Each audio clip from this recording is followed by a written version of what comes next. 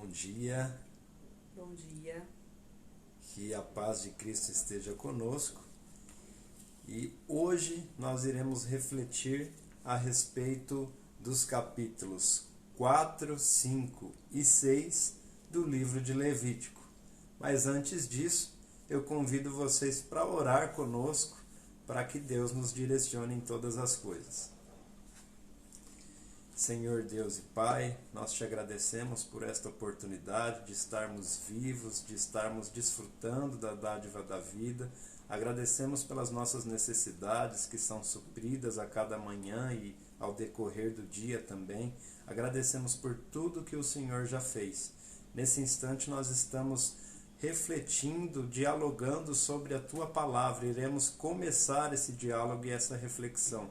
Nós pedimos que o Senhor nos ajude, esteja conosco, nos direcione, para que a gente venha nos edificar, para que a cada dia nós estejamos mais próximos, mais compreendedores e mais diante de Ti de uma forma melhor, de uma forma mais acertada, com o coração transformado segundo a Tua Palavra.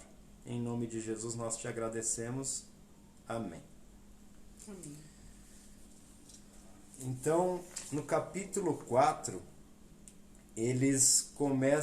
começa a ser narrado o sacrifício pelos sacerdotes. Sim. Ou seja, até mesmo os sacerdotes, que era Arão e os seus filhos, Arão, relembrando, irmão de Moisés, era sacerdote, e os seus filhos também, que eram sobrinho de Moisés, foram escolhidos por Deus para serem os sacerdotes. E as pessoas da tribo de Levi, a linhagem ali da tribo de Levi é que sucederia os próximos sacerdotes. Só poderia haver sacerdotes dentre aqueles que fossem nascidos da tribo de Levi. E o interessante é que os sacerdotes representavam a maior autoridade, os maiores representantes, aqueles que intermediavam o povo com Deus, faziam essa intermediação. Então eles eram tremendamente respeitados, eles eram vistos como pessoas de autoridade, de poder, de proximidade, de intimidade com Deus, de uma forma especial. E interessante que o capítulo 4 já começa mostrando a necessidade de que faça também sacrifícios pelos sacerdotes. Ou seja, os próprios sacerdotes precisavam sacrificar. Sim. Porque eles também eram Pecadores, né? pecadores, obviamente. Tanto quanto o povo, né? Então, imaginem, até, se eu não me engano, até usa a palavra se acontecer algum escândalo, né? E eles pecarem, imagina, é o exemplo, é um exemplo ali para eles, né? Uma referência, claro, abaixo de Deus, né? De Moisés também, mas aqui eles pecarem e não ter que fazer o mesmo que eles fazem quando eles pecam, seria no mínimo curioso, né? Para poxa, né? Então ele também teria que fazer para também ter a expiação do pecado, né? Também ser perdoado, né? Exatamente. E ainda diz que todas as vezes que o sacerdote quebrasse algum mandamento, o sacrifício pelo sacerdote deveria ser feito. Ou seja, claramente os sacerdotes quebravam os mandamentos, ainda que não quisessem, ainda que se esforçassem, mas uma hora ou outra, como eram pecadores e falhos, como todos nós somos, eles acabavam quebrando algum dos mandamentos e era necessário que eles sacrificassem. E sabe, assim, eu queria trazer uma reflexão em cima disso que me veio agora, que muitas vezes nós olhamos para pessoas que, por exemplo, líderes, né, que são referências e comete algum deslize, algum erro, e muitas vezes nós nos escandalizamos. Mas fazendo essa comparação aqui, não é diferente, né, porque são pessoas normais como nós, né, e que são tão pecadores quanto nós somos. E não devemos nos escandalizar quando um ou outro comete um deslize, porque eles são tão falhos, tão pecadores quanto nós somos. Exatamente. Né? E aí o capítulo 4 começa a descrever também como deveria ser feito o sacrifício pelo pecado da congregação. Ou seja, quando o povo, no geral, pecasse, mas sem saber que estava pecando, olha que importante, o povo pecava sem ter o conhecimento desse pecado, sem saber que estava pecando. O que isso significa? Que até hoje é assim. Sim. Muitas vezes nós pecamos e nem sabemos que pecamos. Sim. Por isso que essa questão de, olha, se você não tiver se arrependido de todos os seus pecados, se você não estiver fazendo esse exercício a todo instante, e numa hora que Jesus voltar, você não tivesse arrependido de algum pecado, sim, você vai ficar.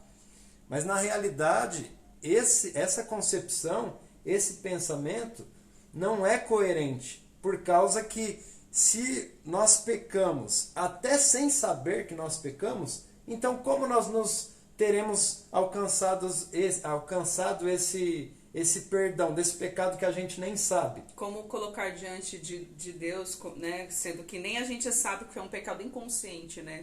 Você não tem a consciência que você cometeu, mas você cometeu. As coisas que passam pela nossa cabeça, muitas vezes nós nem sabemos que estamos pecando. Exato. Ou seja, para que essa ideia fizesse sentido, seria necessário que a pessoa ficasse orando 24 horas e clamando a Deus: Senhor, me perdoa por todos os pecados que eu cometo, inclusive por aqueles que eu nem sei que eu cometi. A pessoa teria que orar constantemente, porque se ela, nesse momento, eu não estou orando sobre isso, e Jesus volta, como eu acabei de pecar coisas que eu nem sei, coisas que passaram pela minha cabeça e tal, então eu ficaria. Na realidade não é isso. O que precisa ser compreendido é que todos nós somos pecadores, porque viemos da raiz de Adão, então somos pecadores. Isso é chamado o pecado original. O homem foi concebido em pecado. E o que nós precisamos é nos arrepender desse pecado, é sabermos que somos pecadores e que precisamos de um Salvador. É disso, é desse tipo de pecado que nós devemos nos arrepender, do pecado original, da nossa condição pecaminosa. A gente tem que não gostar disso, se arrepender no sentido de: Deus, me ajuda, eu não gosto disso, eu queria ser diferente, e Deus nos perdoa, nos ajuda, só que ainda que nós venhamos pecar, Ele nos levanta novamente, nos purifica, porque nós já reconhecemos a nossa condição de pecador e entendemos que precisamos dele. E é aqui que entra na nossa vida, ou seja, basicamente nós pecamos 24 horas, né? Porque se tem... Mesmo sem saber. Mesmo sem saber.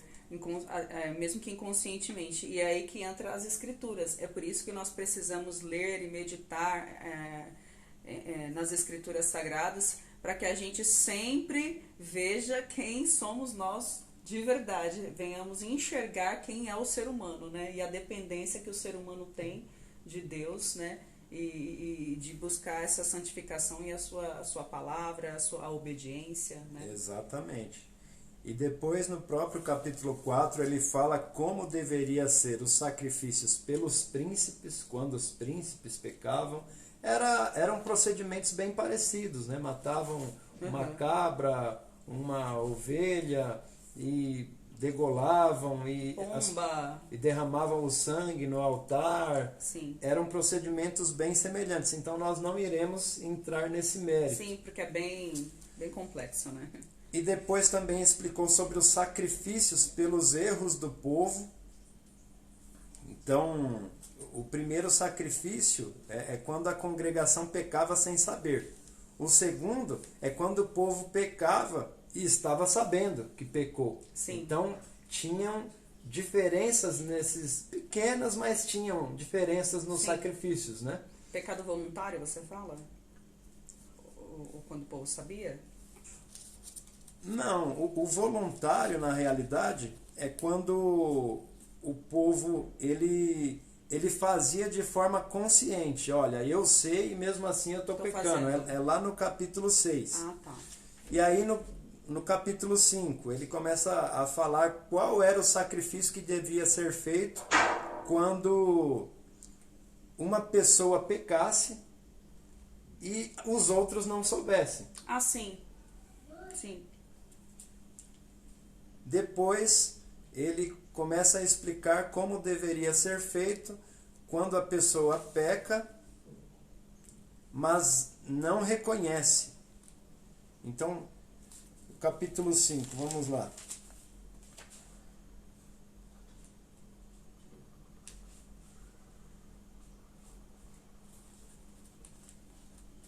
Quando a pessoa peca e não sabe que pecou, nem Sim. sabe, por falta de conhecimento Por mesmo. ignorância, né? É. Uhum. Ou seja, independente se nós conheçamos ou não o que é ou não é pecado, isso não anula a nossa responsabilidade. Se uma pessoa não conhece a palavra de Deus e ela comete determinados atos que nós sabemos que perante Deus, perante os seus ensinamentos, não está correto, mas aquela pessoa faz pensando que não tem problema nenhum, afinal, ela não conhece os ensinamentos de Cristo. Ainda assim, essa pessoa é responsabilizada, ela é considerada culpada, mesmo não sabendo. Então, havia até um sacrifício para pessoas que pecavam, mas não tinham consciência, não sabiam que tinham pecado, porque não conheciam. Mas ainda diz também que se alguém visse alguém pecando e não contasse esse pecado, ele teria como culpa a iniquidade do pecado desse que ele viu pecando. Interessante isso também, né? Exatamente. No capítulo 6, ele vai dizer que se a pessoa mentir ou pecar e não reconhecer o seu pecado, então havia também um outro sacrifício, só que além do sacrifício, essa pessoa teria que cumprir com a palavra dela. Então, se por exemplo eu falei para você, olha, eu vou te dar 2 cabras. Se eu não cumprisse com essa minha palavra, então, além de eu fazer um sacrifício pelo meu pecado de mentira, eu teria que te dar as 2 cabras para cumprir, para zelar com a palavra que eu falei, e ainda teria que dar o quinto, ou seja, a quinta parte a mais. É como se eu dividisse, pegasse 2 cabras, dividisse em 5 partes, uma parte eu teria que te entregar a mais. Entendi. Então, era isso que deveria ser feito quando a pessoa mentia ou quando a pessoa falava alguma coisa e não cumpria. E o interessante aqui é que havia fogo no altar, né? Deus pede para que o fogo no altar não se apagasse, teria que se manter de dia e de noite. Continuamente. Exatamente, até daí que o pessoal fala, né? A chama, não, tem até uma frase que é um jargão, as pessoas dizem bastante. Não, tem até também teatro, né? Várias coisas que o pessoal faz em cima disso. O fogo arderá continuamente sobre o altar e não se apagará. Exatamente, é por conta disso. Deus havia pedido para que o altar fosse ali, tivesse aquele fogo incessante, de dia e de noite.